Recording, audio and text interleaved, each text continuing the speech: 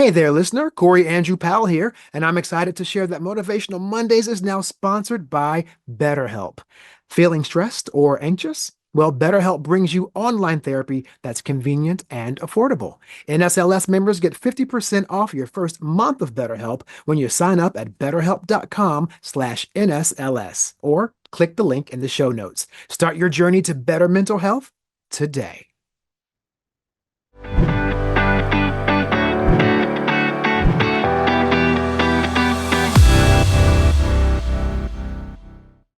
Hello, everyone. Welcome to another episode of the Motivational Mondays podcast. I am Corey Andrew, your host, as always. And today I'm really excited to welcome a colleague to the show. So, not just an ordinary guest, this is a colleague of mine at the NSLS, Mr. Peter Orozco.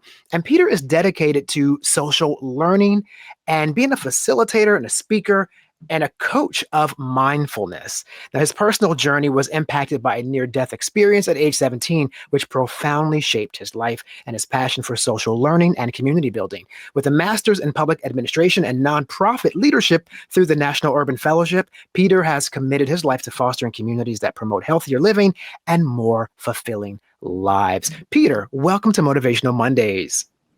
Hi, Corey, and I'm so excited that we get to do this together. We've been working together for so long, so I'm really excited. Yes, indeed. As I was saying before, before we began recording, we go back a long way because we both started on the same day at NSLS. But I had no idea when you and I started that you had actually been with the organization prior, and then you left to some other things and came back, and now you're doing great work again with the NSLS. So it is wonderful, wonderful to be working with you and having you on the show. So first, I want to also mention, I began to follow you on LinkedIn, and you shared so many wonderful stories about your journey that really aligned with the mission here on Motivational Mondays of overcoming adversity and resilience and tenacity and all those wonderful traits that make great leaders. So I thought we'd have you on the show. So first, let's talk about your experience that I referenced. Can you share that pivotal moment of your near-death experience and how it shaped your approach to life and community building?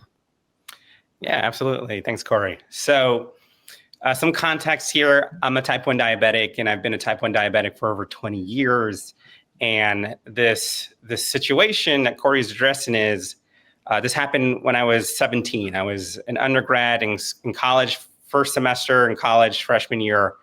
And at that moment, I was having a really difficult time in life in multiple areas. So I had just split up with my high school sweetheart.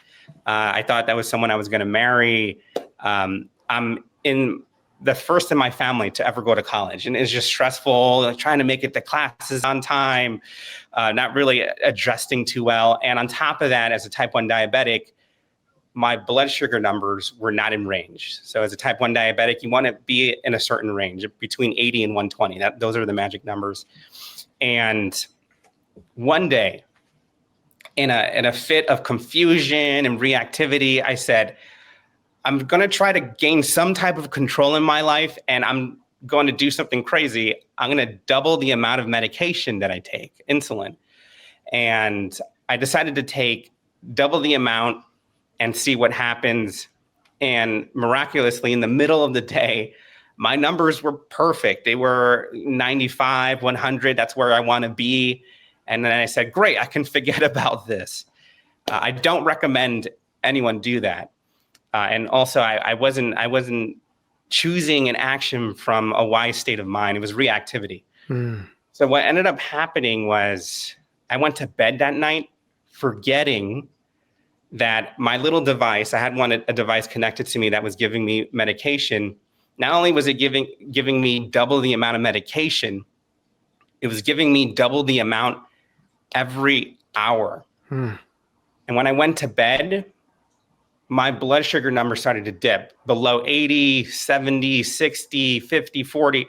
And this is really dangerous because can lead to a low diabetic coma and low blood sugar diabetic coma. And that's what ended up happening to me.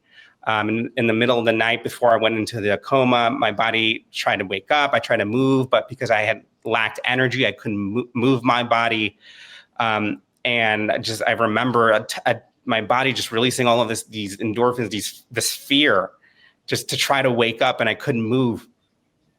And then I went into a coma, and luckily a day and a half later, my sister found me. And what the doctors were telling me was I could have gone any moment, because my machine with the insulin still had 2 days of insulin left.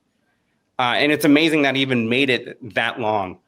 So I woke up with the paramedics around me with an IV in my arm. And it was at that point my life really started to change. Wow. We always hear the term diabetic coma. We really don't know sort of what that is, those of us who don't really have that condition. But no matter what, slipping into a coma with no one around is surely a recipe for disaster for any of us, no matter what the condition. You said something really interesting that I love, though, and I want to touch on that. The idea that what you had done with doubling up on your medication was a reactionary position where you sort of almost panicked in a way and did something that was not well thought out. And I want to expand on that a little bit. So basically in that moment, you felt like you were taking control of the situation by doubling up your medication. What was the end result? You thought that you could like regulate it better by just kind of getting ahead of it by doubling up the medication? Is that like, what was your mindset when you thought about that? Yeah. To be honest, there wasn't a lot of thinking going on. The most basic thought pattern was high blood sugar numbers, more insulin brings down the blood sugar numbers. And it was mostly a reaction. And that's the trouble. Yeah. Without having to take the time to breathe and be with yourself, to be with the emotions that are coming up, you don't have the opportunity to really make conscious, wise decisions. And I didn't do that. And that's okay. I forgive my younger self. Yeah. I was just trying to find a solution, but it's like double the amount of insulin, something will happen. And something did happen. Yeah. Gosh. Yeah. And, again, here's another leadership lesson you just tapped into, which is, the mistakes of the past, they don't define us, but we learn from them. And if we're lucky, they stop us from making the same mistakes again. So I love that, of course, we're putting out this disclaimer to the whole world listening and watching. Please take your medications as described and as told to you by your physician, and do not do any sort of home variations of that based on reactionary responses in your life. But, Peter, I want to ask you about that in regard to the community leadership component. So how did that support how did support from your community leaders influence your decision to pursue a master's in public administration? Was there a correlation there? Oh, absolutely, 100%. And this is why I'm so passionate about social learning, communities of practice. So, I make it out of the diabetic coma, which is a miracle. But life got harder after that. The cost of going to the hospital, I had to go see a therapist and all that. It was too much for me and my family to afford, and I couldn't afford to go back to school. So I dropped out of college, and because I couldn't afford it, and because I dropped out, I lost health insurance. And so now I went a whole year as a type 1 diabetic without health insurance, racking up credit card debt, trying to pay for insulin, going to these community centers to get some type of insulin. And what was happening here was I felt alone. And I didn't know how to get out of this situation. And I thought I was stuck. And, sometimes there's this grace in life. And I think when I got the letter to join the NSLS, that was one of those grace moments, because that's what introduced me to communities of practice, to communities of other students who want to become leaders. And that letter from the NSLS, it said there that an advisor believed in my leadership capabilities. I was a year outside of college. I was living paycheck to paycheck, and someone said they believed in me. That's what I needed to hear. I scrounged up some money to just be a part-time student again. I paid for 1 or 2 classes. That allowed me to go to some of the NSLS meetings. And I skipped the sequence. I went straight to a success networking team. And it was in this community of students, of leaders, that helped me get back into school full time, that helped me get health insurance again. We were all working together to be successful and accomplish what we want to in our lives. And it was that success networking team process to be with other people who care about their success and your success. That's transformational. And, that's why I've been with the NSLS for so long. That's why that's why I left the NSLS for 2 years to get my master's in public administration and nonprofit leadership, to learn more from the National Urban Fellows about communities of development, and to bring that back to the NSLS. And what I do now is the manager of chapter leader development. Yeah, that's so wonderful, because young people in general, when we're at that age of trying to figure stuff out, college age, whatever it is around that time period, very often it makes a difference if one person does just say, hey, I believe in you. I think you can do some great work. Let me give you some tools to help you. I know you've had a few hard knocks, but let me help you get back up. I mean, we don't really often really examine how powerful that is, just for someone or a presence like the NSLS to have an opportunity like that for young people to sort of recalibrate, like in your case, right? You were able to it was a second chance, the way you're describing it in a way. Isn't that how it felt to you? Oh yeah, absolutely. It was definitely a second chance, and I feel so grateful. And it was actually an NSLS speaker that just kind of nailed it into me that I had a second chance. Les Brown, he said, you don't want to have deathbed regrets. And I was like, oh, wow, I was on my deathbed. Period. Yeah, like full stop, right? Yeah. That's great. Yeah. Mm-hmm. So, community leadership. So being in groups with people, but a key aspect of leadership is going out and reaching out to people, saying, hey, I believe in you. I trust in your ability to grow. And sometimes you don't get the thank you from that. And that's okay, because I wish I had said thank you to that S&T group, because they don't know how profoundly they changed my life. So as a leader, I think that's one of the most important things, to reach out to people, to say, hey, I see you. I know you, I believe in you. And sometimes you might not get the thank you, but just know that you're really impacting people's lives.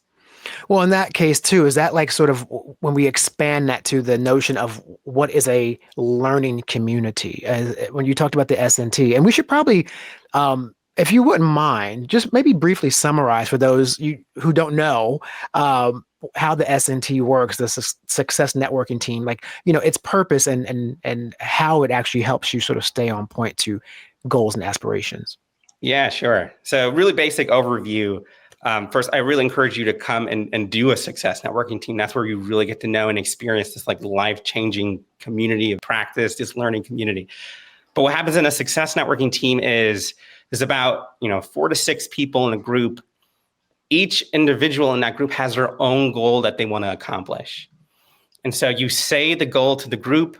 Hopefully it's based on the SMART model: specific, measurable, actionable, realistic, timely. The R's can change: realistic, rewarding. And you say that goal to the group, and then the rest of the group gives you ideas, feedback, network. So someone may have had a similar goal, gives you ideas on how to accomplish that. Someone might have someone who's in that field and will connect you to that person. In my example, when I said I wanted to get back into school full time and I lost health insurance, someone in that group had an uncle who had lost health insurance, and I got to be able to connect with them and figure out how I get health insurance. And so everyone does that in the group, shares feedback, connects with each other. And we do that 3 times to accomplish a goal at the end of that. So that's a little bit of the success networking team. There's more that goes into that.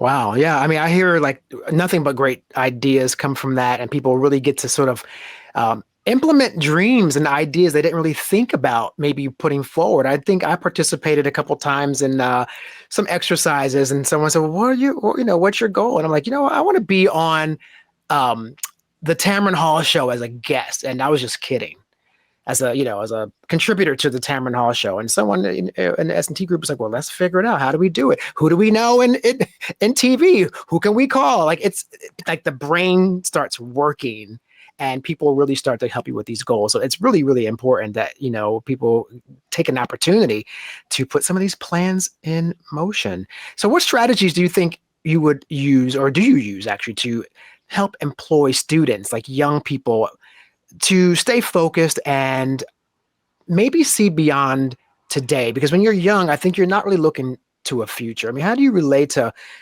a college age student or younger people that, what they're doing today is actually really, really aligned with tomorrow? Yeah, that's a great question. The way I like to think about this is how big is your identity? I see a lot of people who, when you ask who they are, or who they tell you who you are, they usually give you a title or a position, or they tell you about their favorite sports team, and that's beautiful. That's a part of who we are. But when that's all you are, like I'm a Mets fan, and everything Mets is all I do, or I'm just a title in my position, or for college students, I'm an undergrad, I'm a freshman. That's who I am, or I'm just my major. I call that a small identity. And the reason why it's small is because you're focused on that one thing, and you start to lose the connection to everything else in your environment that's going on that can open you up to possibilities that you may have not been aware of because your perspective was so narrow. Leadership and leadership development is partly physical, right? We need to be healthy. We need to move around, do stuff like that. We need to be in environments, but it's mostly a change in perspective. The way you see the world needs to change and needs to expand. And so what I encourage people to do is expand your identity. Have a cosmic identity, if you can really expand it that far, because it really starts to connect you to other people. If you're giving orders just from your own point of view, like, I'm a manager of chapter leader development, and so I'm focused on my KPIs and all that. I'm giving orders just based on that. I lose the connection with the people I'm working with and the students I'm working with. But if I expand my perspective, not only am I manager of chapter leader development, but I'm here to share a story with people on how to change their lives, because I had a life-changing experience. And students, no matter what your age is, whether you're brand new to college or you're coming back to school, you have an opportunity to change your life if you open up your perspective and expand it. This is something that always just knocks me off my chair. Did you know, and this is scientifically proven, that we have hydrogen and helium atoms in our bodies that were there at the beginning of the universe? We have atoms in our bodies that are billions of years old. And when you start to expand yourself to that kind of cosmic identity, you start to see connections to other people. And it's no longer about a specific task or, about solving a specific problem. It's about building community. It's about learning to live in this moment, in this present moment, and seeing how expansive it is. And that are small problems right now. I'm going to be late to work, or, I need to send that email. Though it's important at the time, it's not the most important thing when you start to expand and see a wider point of view. And so if I were to tell college students about, leadership development and, how to really grow is, right now you're in this position, whether you're a specific major or you're just graduating, but take some time to realize that this whatever little narrow challenges or problems that you have is, yes, they're real, they're here, but there's way more happening in the whole world right now. And when you start to connect that, those problems start to get smaller. I love that too, especially in an era where we have so much divisiveness right now. And there is a disconnect between people, whether it be driven by the political landscape, which is very tangible because that's, we're in one of the most tumultuous political times I've ever experienced in my lifetime. And I think I hear my neighbor's dog agreeing with me, barking through my window. So I apologize if you guys hear the barking. But I think that brings me to this other point of this idea of like digital detoxing, right? Versus needing to stay balanced and staying connected with people. So there's like this really weird balance of like, trying to balance the world that we have as a technological world and also not losing the humanity, which is what I feel like you're saying about the cosmic thing that's bigger than digital technology and connection, right? Yeah. Yeah, for sure. So a group of us, we do these little digital detoxes. We do them for about a week or a month. And the point of that is we put so much of our attention in these devices, and to be honest, they're quite amazing. How much knowledge and information we have on these devices.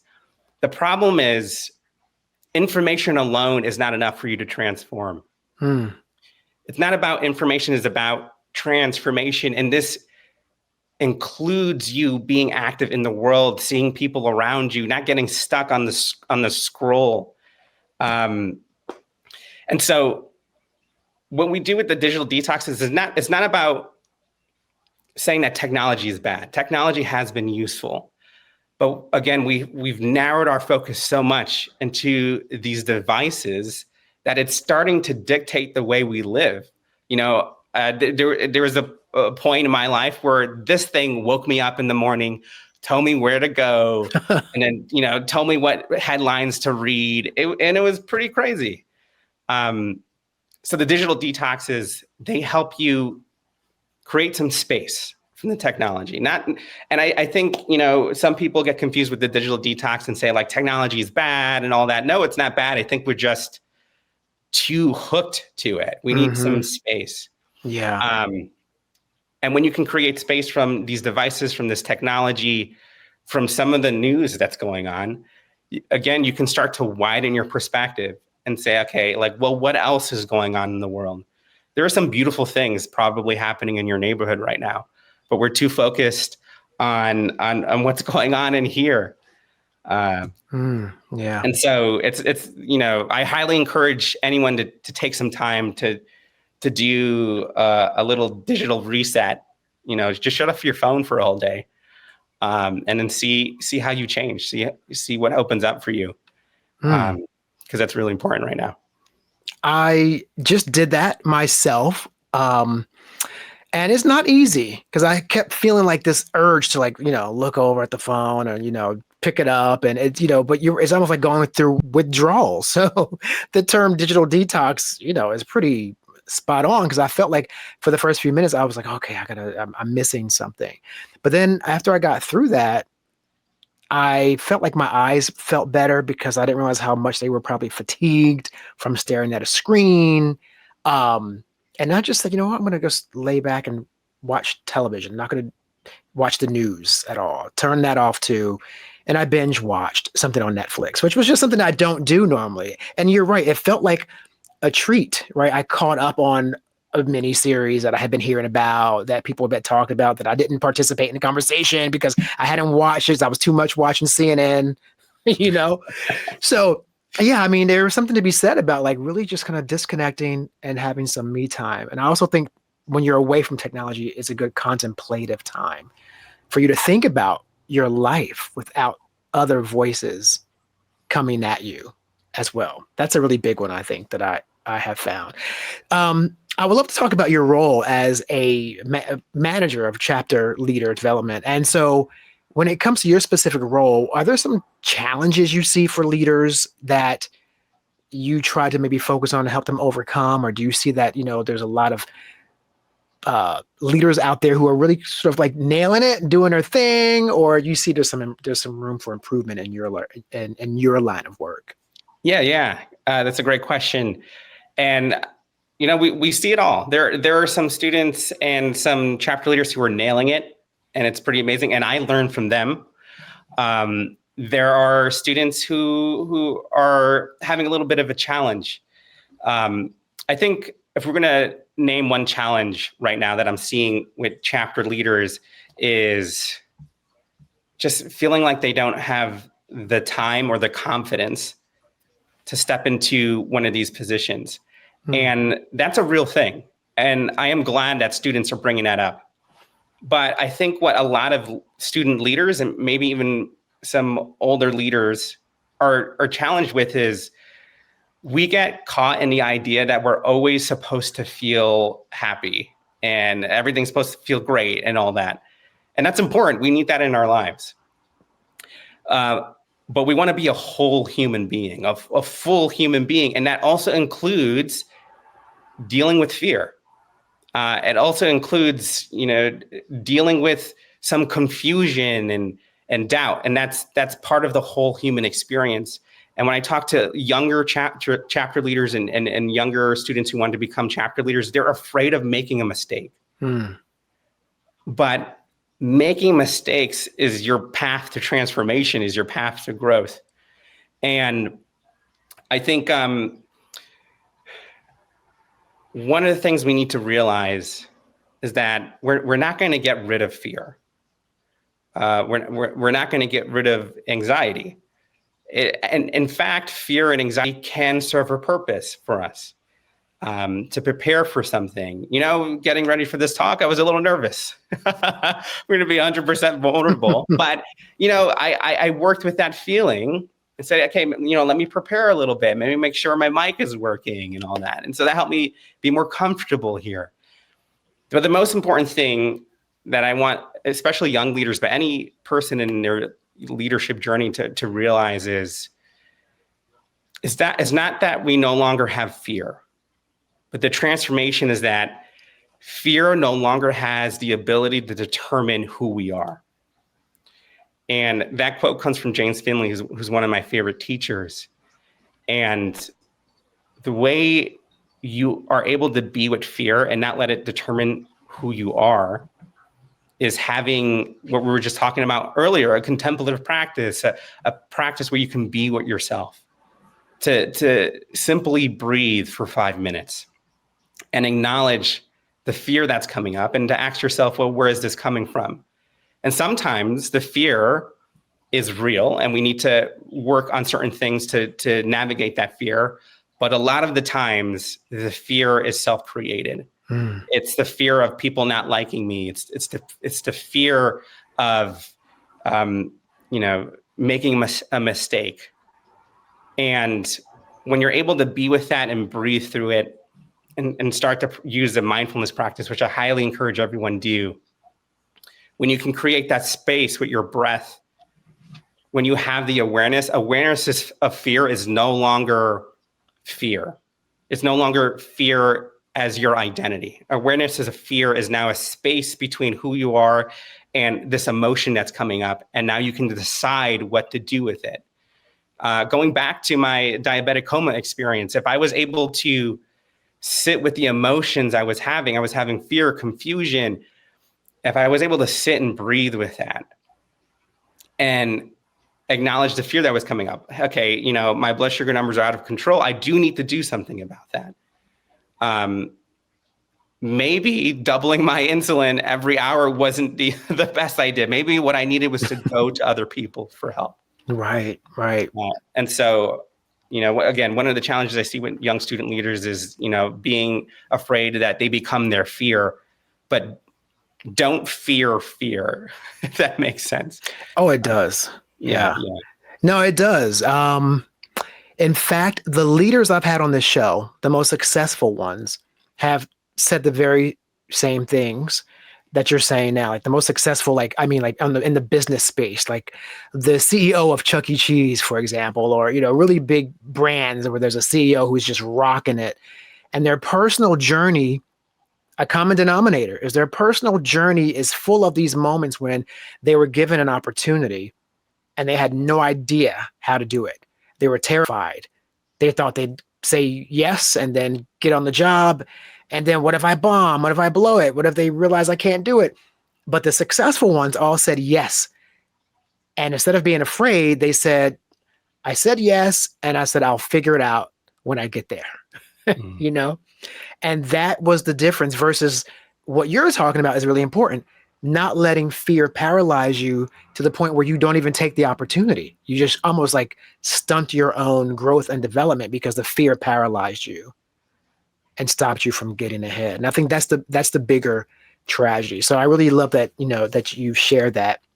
And I do want to also go back too, because we talk a lot about healthcare inequity and just the situation you were in college, couldn't afford your medication. I can only imagine how many other students have been in this situation or are in this situation. Have you come across talking to other students who your story has paralleled what they're going through when it comes to maybe affording health insurance or navigating the expenses of college? And if so, what kind of advice have you given them? Yeah. You know, I've talked to family members of diabetics who lost their diabetic family members to comas. And Mm, I talked to college students who are struggling with something similar to what I was struggling with.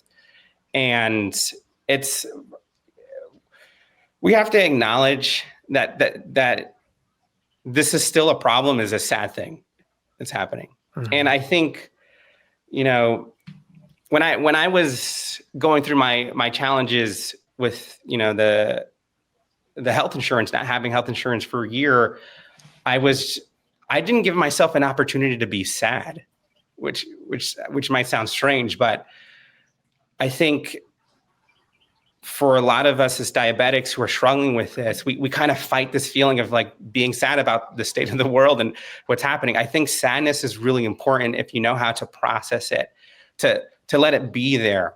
We need to process that sadness so then we can be influenced to change, to grow into something different. mm, And for those college students, you know, who are having issues with getting health insurance, affording insulin, what I always tell them, the most important thing is to find community. And if you're listening to this right now, you're a diabetic and you want to talk about the experience, like, you know, reach out to me on LinkedIn. I'd be happy to talk to you about it. And community is one of the most impactful experiences you can have, to be able to be vulnerable in front of people that you can trust. And there's a transformation that's happening with these people to say like, hey, I'm not sure what to do. Like, I feel really sad about having diabetes. I'm afraid of what's going to happen. There was a long time where I was afraid to go to bed because I was worried I was going to go back into a diabetic coma. And, mm, you know, talking to other people about that is what helped me, you know, get out of that mind state. mm. So probably the most important thing for people going, whether you're a diabetic or you're in the healthcare system and having a hard time, no, you're not alone. This is happening to a lot of people, and it's okay to be sad. And what I would encourage you to do is reach out to someone, whether it's a family member or some other people who have a similar condition that you have. You start to build these communities of trust. And then you can turn it into a learning community. Okay, what do I need to do? Who should I go to? What's worked in the past for you? And so, yeah, I think that's one of the most transformative things that people can do who are in a similar state. Mm. The most important thing about guests like you on a show like this is you're not a talking head who hasn't experienced what they're talking about. What you're sharing is coming from a place of experience, and that makes it all the more tangible, giving advice to other people who may be going through something similar. So thank you for your words of wisdom today, Mr. Peter Orozco, dedicated social learning facilitator, speaker, and mindfulness teacher, and my colleague here at the NSLS. Thank you so much for being here today with us on Motivational Mondays. Thank you, Corey. It was a pleasure.